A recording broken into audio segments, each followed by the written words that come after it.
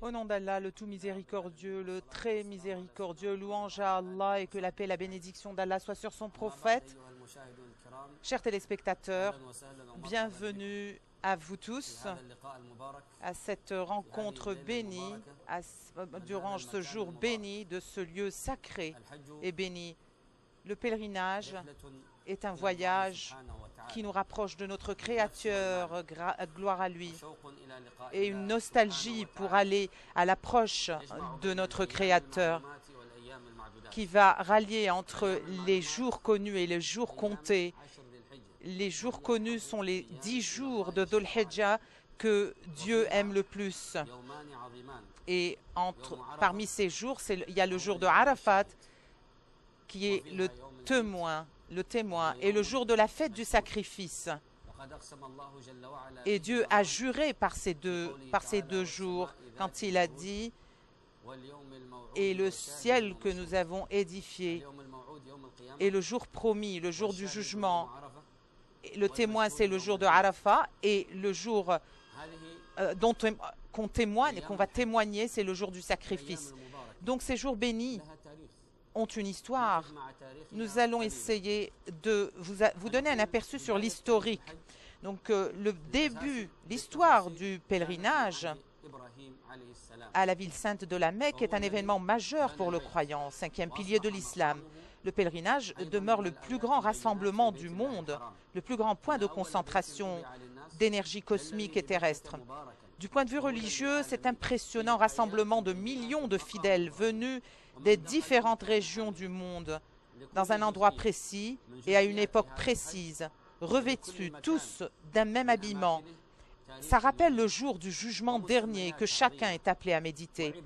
Donc, le pèlerinage a été institué comme prescription divine durant la 6e année de l'Hégire. Son accomplissement est une obligation à réaliser pour tout musulman qui en a les moyens, au moins une fois dans sa vie. Et le Coran nous décrit merveilleusement bien ce 5e pilier de l'islam dans la sourate 3, verset 196. Là sont des signes évidents, parmi lesquels l'endroit où Abraham s'est tenu debout, et quiconque qui entre est en sécurité. Et c'est un devoir envers Dieu, gloire à lui, pour les gens qui ont les moyens d'aller faire le pèlerinage de la maison. Et quiconque ne croit pas, Dieu se passe largement des mondes. Donc c'est la première demeure qui a été édifiée. C'est une construction. La construction de Mecca n'a pas été construite. Le mot construction est métaphorique. Elle a été déposée, elle a été posée. Cette demeure divine a été déposée. Et bien avant Adam, dans cette demeure, nous avons la pierre noire, qui est une pierre bénie, qui est une pierre du paradis. Et les piliers de cette maison se trouvent enfoncés dans la terre, tandis que la pierre noire était une pierre blanche descendue du paradis, mais qui a été ternie par les péchés et les injustices des gens entre eux. À chaque fois qu'un pécheur arrivait, il laissait un point noir, et ainsi de suite jusqu'à ce que ces points noirs se sont accumulés jusqu'à donner cette couleur noire à cette pierre. Et nous avons par la suite des coins pour les prières, pour les invocations. Et sur ce coin, à chaque fois qu'un musulman et qu'un pèlerin se met debout afin de prier, Dieu exaucera ses prières.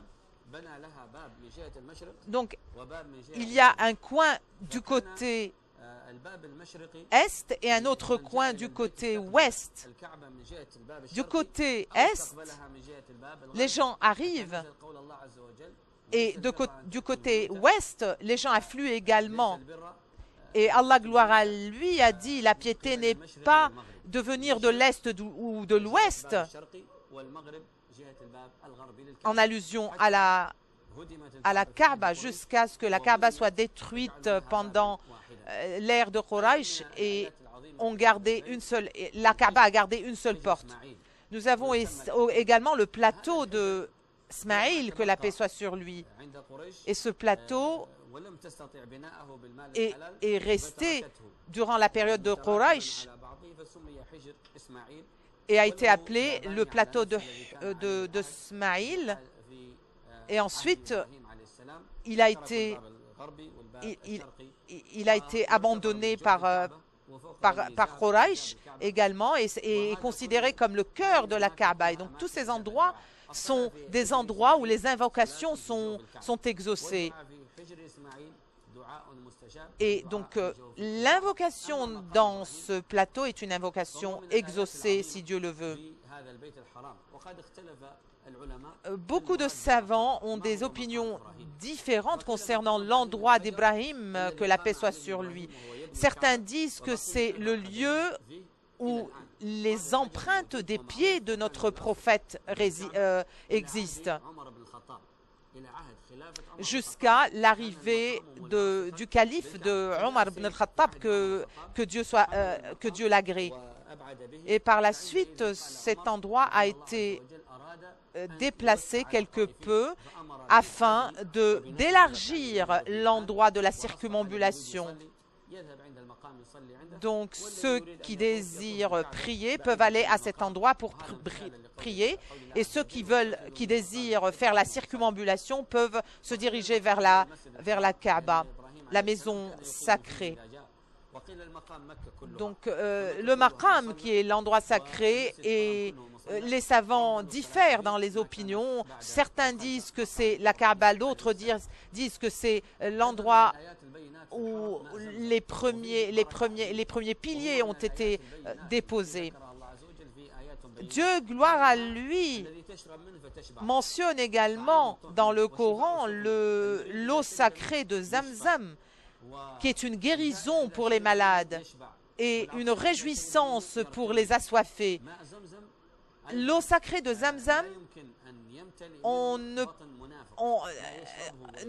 peut pas rassasier les hypocrites. Seuls sont rassasiés les croyants et les fidèles, les sincères.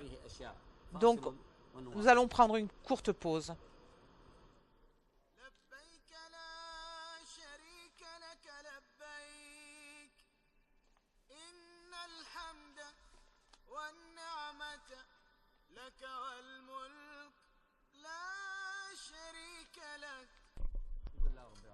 Louange à Dieu. Nous sommes avec vous, poursuivant cette discussion sur ces sentiments inouïs et cette spiritualité qui n'a pas de pareil pendant ces jours bénis, avec des signes évidents. Et parmi ces signes évidents, nous avons l'eau sacrée de Zamzam qui a rejailli pour sauver les assoiffés, pour sauver notre prophète Ismaïl et sa mère Hajar, en raison des invocations de Hajar après sa procession entre Safa et Marwa. Et lors du 7e circuit, elle a invoqué Dieu pour faire rejaillir une eau afin qu'elle puisse entacher la soif de son fils et sa soif à elle. Et elle a commencé à dire Zamzam, ce qui veut dire arrête-toi, arrête-toi. C'est dans le langage coptique, car l'eau a rejailli d'une telle manière et le jet était tellement énorme qu'il a failli créer un déluge. Et c'est pour cela qu'elle a proféré ces paroles en disant Zamzam, qui veut dire arrête-toi ou regroupe-toi. Et c'est devenu, donc on a eu droit à cette eau bénie. Et je ne peux pas imaginer un puits aussi intarissable sur terre que l'eau de Zamzam, l'eau sacrée qui continue chaque année, d'année en année, à augmenter, et ses mérites et ses bénéfices et ses bienfaits augmentent, et les gens découvrent à quel point c'est une eau bénie et c'est une eau sacrée et qui guérit beaucoup de maladies. Ensuite, comme nous l'avons dit, concernant la demeure de Mecca, la Kaaba, qui est une demeure bénie également, et qui a été déposé ou posé par Dieu, gloire à lui. Donc, il y a une bénédiction dans le fait que nous proférons, que nous invoquons Dieu sur ces lieux sacrés, que nous effectuons des circumambulations autour de cette demeure sacrée. Le prophète, que la paix et la bénédiction d'Allah soit sur lui, a dit à Aïcha, que Dieu soit satisfait d'elle, si la demeure n'était pas une demeure bénie comme Allah nous le dit, je l'aurais détruite et aurais construit ou édifié autre chose sur l'endroit d'Ibrahim. Mais je la laisse telle qu'elle, étant donné que c'est une demeure bénie, c'est une demeure sacrée. Par la suite, la Oumma islamique a décidé de la garder telle qu'elle. C'est une miséricorde de Dieu, gloire à lui. Et si nous avions reconstruit quelque chose sur l'endroit d'Ibrahim, peut-être que beaucoup de choses auraient été perdues, se seraient égarées. Donc, par la suite, nous avons le plateau d'Ismaïl où les gens font des évocations également. Par la suite, nous allons parler à présent des deux monticules de Safa et Marwa, qui à l'époque avaient deux statues, deux idoles, qui étaient Israfil et une autre statue. Et les polythéistes faisaient des processions autour de ces deux statues. Quand l'islam est arrivé, les savants ont décidé qu'il y avait deux statues du temps de la Jahiliya, du temps de l'ignorance. Et c'était étonné de voir que les fidèles allaient faire des processions entre deux statues.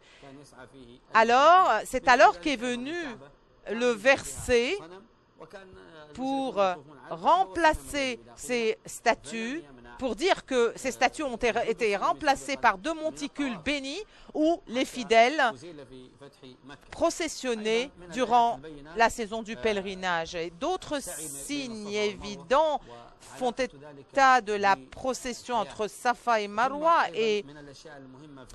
et sa relation avec notre vie également. La sécurité également, qui est un signe évident. Celui qui entre dans ces lieux sont en sécurité. Dans ces lieux, même les pigeons sont en sécurité. Et les gens processionnent entre le Safa et Marwa sans que les pigeons bougent, sans que les pigeons s'envolent. Donc chaque personne qui va entrer sur ces lieux sacrés sont en sécurité. Nul ne peut avoir peur de quoi que ce soit sur ces lieux, et tout ceci est grâce à Dieu, gloire à lui. Et ça fait partie des signes évidents. Et donc tous ceux qui entrent et sont en sécurité font état du fait et confirment les signes évidents de Dieu, gloire à lui. Et par la suite, lorsque notre prophète a conquis la Mecque, il a dit à Abu Sufyan que quiconque entrait sur ces lieux est en sécurité, et quiconque entrait dans la demeure d'Abu Sufyan était en sécurité. Donc ces lieux sacrés ont une histoire magnifique depuis Adam jusqu'à notre prophète, que la paix et la bénédiction d'Allah soient sur lui. À Mina, c'est là où Adam et Ève se sont rencontrés après s'être connus à Arafat et ensuite à Muzdalifa. Et Mina a été appelée ainsi en raison, Mina en arabe qui veut dire l'espoir. C'est là où Adam a émis l'espoir de retourner au paradis. Et c'est également une appellation qui veut dire la grâce, la gratitude.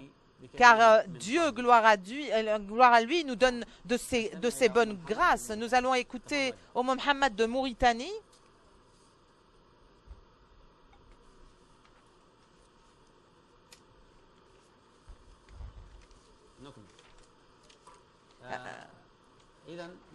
Donc Mina a sa propre situation et l'un des piliers les plus importants du pèlerinage, c'est la lapidation des stèles.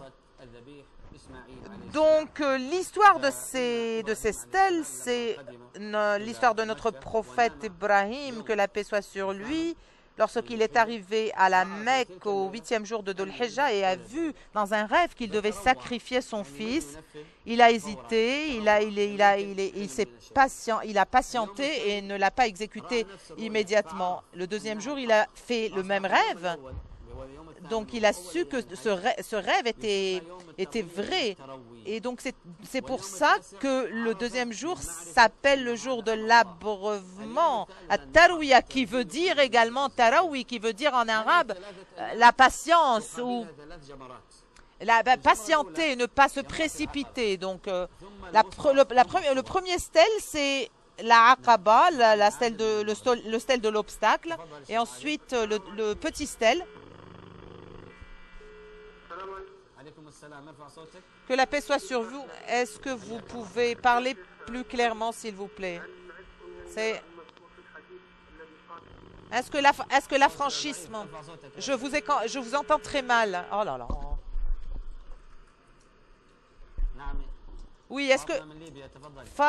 Fatima de Libye, on est désolé pour notre frère, on n'a pas pu prendre son appel.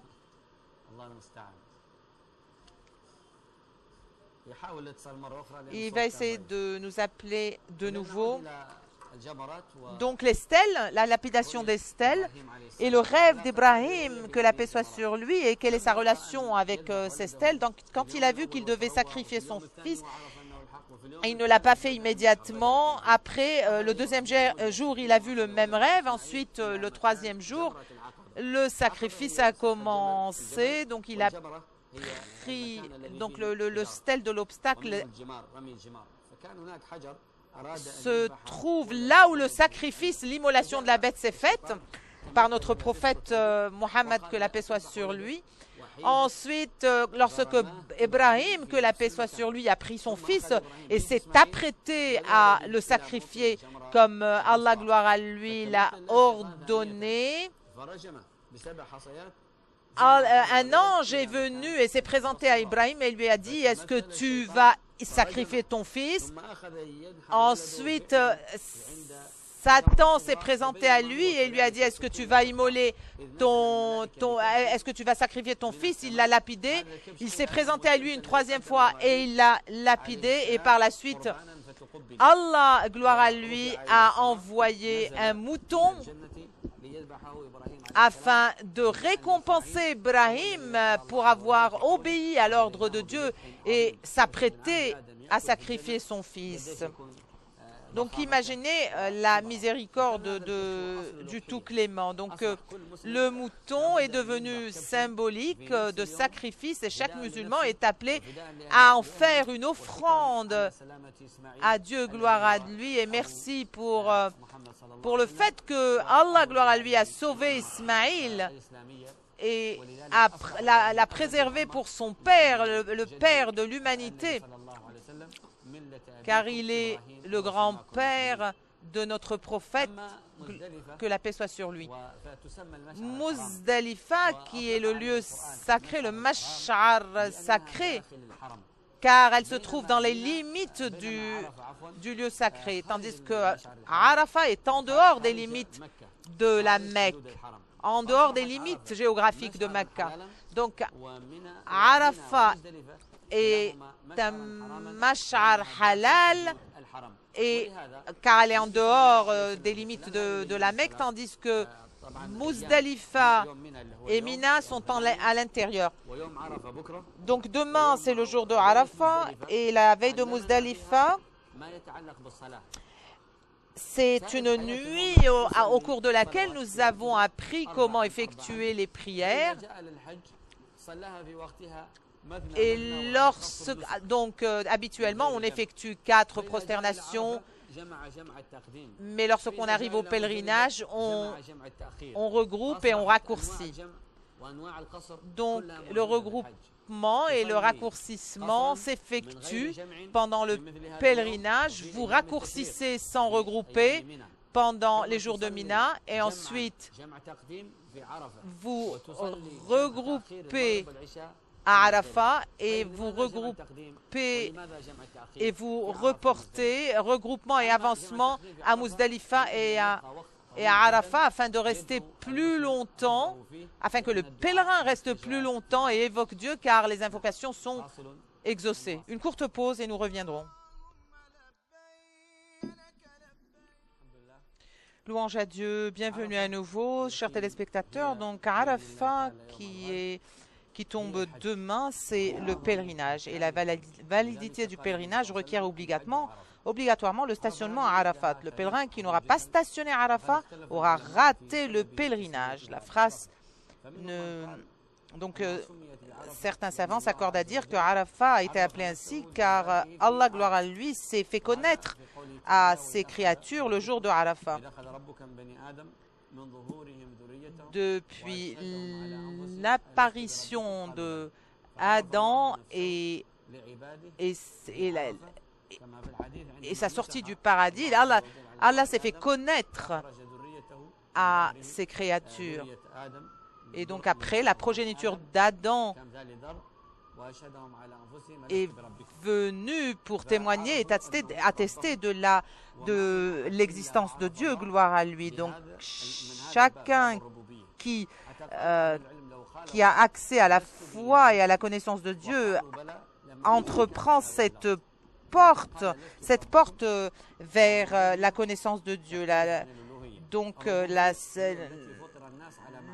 le Seigneur des mondes s'est fait connaître par le biais de l'instinct qui est inhérent chez l'être humain. Tandis que la divinité, c'est une porte à travers laquelle ont été envoyés des prophètes. Ô gens, et craignez votre Seigneur. Donc le Seigneur est ce que les êtres humains connaissent par instinct. Donc Arafat, c'est le jour, c'est l'endroit où le Seigneur s'est fait connaître aux créatures. Et Adam a reçu les premières paroles ce jour-là, sur ce mont-là. Et Adam a reconnu son erreur sur ce mont et Allah a décidé d'expier son péché et de lui pardonner son erreur. Donc celui qui jeûne ce jour, ses péchés sont expiés entre l'année écoulée et l'année à venir.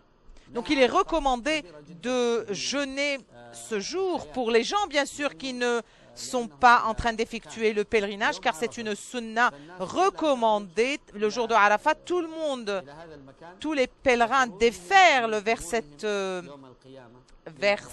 cet endroit comme si qu'ils sortaient déferlés de leur tombe le jour du jugement. Donc il est fortement recommandé d'accomplir le jeûne de Arafat ce jour-là, comme je vous l'ai dit, car jeûner ce jour expie les péchés commis entre l'année écoulée et ceux de l'année à venir. Alors, si vous n'êtes pas au pèlerinage et êtes dans les bonnes prédispositions physiques, n'oubliez pas d'exécuter cette forte recommandation du prophète, que la paix et la bénédiction d'Allah soit sur lui. Les pèlerins commencent à déferler sur Arafat en suivant les étapes suivies par notre prophète, que la paix et la bénédiction d'Allah soit sur lui. Et cette procession, c'est une élévation de l'être humain et du pèlerin. Arafat, le stationnement à Arafat est le meilleur jour du pèlerinage. C'est pour cela que notre prophète a dit à Arafat est le pèlerinage. Le pèlerinage, c'est Arafat. Ensuite, nous avons la fête du sacrifice, le jour du sacrifice, qui a lieu le 10e jour de Dhul Hijjah. c'est la plus grande et la meilleure et elle marque l'achèvement du pèlerinage. Quand les musulmans terminent le pèlerinage, ils obtiennent le pardon. Donc le pèlerinage s'achève à la fin de la journée d'Arafat, marquée par le stationnement des pèlerins en ce lieu. Et c'est le principal pilier du pèlerinage. Ensuite, nous avons le jour du sacrifice. Et par la suite, les pèlerins font la circumambulation autour de la Kaaba. Ce sont donc les différents piliers du pèlerinage avec, bien sûr, des mérites innombrables. Donc, il vous suffit que le pèlerinage est considéré, le grand pèlerinage est considéré et mis à au même niveau que l'islam. Lorsque Amr ibn al-As voulait se convertir à l'islam, il a demandé à notre prophète que la paix soit sur lui, que l'islam lui pardonne ses péchés passés. Et le prophète lui a répondu, est-ce que tu n'es pas au courant que l'islam expie tous les péchés, même s'ils sont du nombre de... même s'ils sont comme l'écume de la mer. Vos péchés vont être expiés si vous approchez l'islam avec un cœur sincère. Donc, si vous êtes dans un pays non musulman et que vous n'arrivez pas à effectuer les piliers de l'islam et que vous avez immigré par la suite dans un pays musulman, sachez que tous vos péchés sont expiés, tous vos péchés commis dans le pays non musulman ont été expiés. Donc, effectuez le pèlerinage avec un cœur sincère et retournez chez soi en préservant cette spiritualité exclusive. Sachez que vous êtes comme si que vous êtes né de nouveau. Donc, lorsque vous arrivez sur ces lieux sacrés et que vous commencez à faire la telbiya en disant « Me voici Seigneur, me voici, tu n'as pas d'associé, me voici, à toi la louange, la grâce et la souveraineté », sachez que cette telbiya est la porte qui va vous donner accès à la spiritualité, aux délices des mérites de cette saison. Et demandez pardon de manière constante tout au long de votre séjour sur ces lieux sacrés. Et il n'y a d'autres endroits préférés par Allah, gloire à lui, que Arafat. Donc, essayez de multiplier les invocations durant les 10 jours de Dhul Hijjah et notamment sur ces lieux sacrés comme le lieu de Arafat. Et donc, ça fait partie de l'épée du musulman, l'épée du croyant, à savoir l'invocation qui va fortifier votre foi, fortifier votre piété. Et le pèlerinage représente l'ultime forme de la piété. Essayez d'aller à la recherche de ces mérites, essayez de vous approvisionner. Et parmi les meilleurs des approvisionnements se trouve la piété. Rappelez-vous également, c'est l'un des meilleurs rappels, se rappeler du jour du jugement. Vous arrivez ébouriffé, empli de poussière sur le mont de Arafat et Dieu descend au ciel le plus bas pour vous dire qu'il est là, pour dire à ces anges également, regardez, mes serviteurs sont venus vers moi, ébouriffés, emplis de poussière, pour réclamer ma miséricorde. Et sachez que je vais répondre et les envelopper de ma miséricorde. Donc, entrer, avoir accès à ce lieu sacré en toute sécurité, c'est comme si on entrait au paradis. Ça a le même... c'est recouvert d'une même atmosphère. Donc, toute votre vie, lorsque vous faites cette circumambulation autour de la Kaaba, c'est comme si que vous dites à votre Seigneur tout appartient. Tout appartient à Allah, gloire à lui. Vous avez été accueillis par l'endroit d'Ibrahim, que la paix soit sur lui, et vous avez achevé cette vie et ce séjour par cette prière ultime. La procession entre les deux monticules de Safa et Marwa sont du nombre de 7 circuits, de 7 processions, et vous allez pouvoir éloigner le châtiment de l'enfer de vous en invoquant Dieu, et va renfermer les portes de l'enfer et ouvrir les portes du paradis.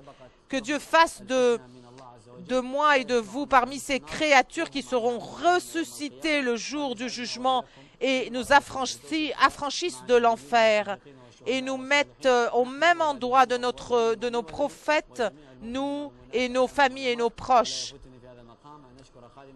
Je voudrais remercier le serviteur des 2 mosquées saintes et son gouvernement sage pour les services présentés aux illustres hôtes du Tout Clément, et que Dieu bénisse cette chaîne et que la paix soit sur vous, et au revoir.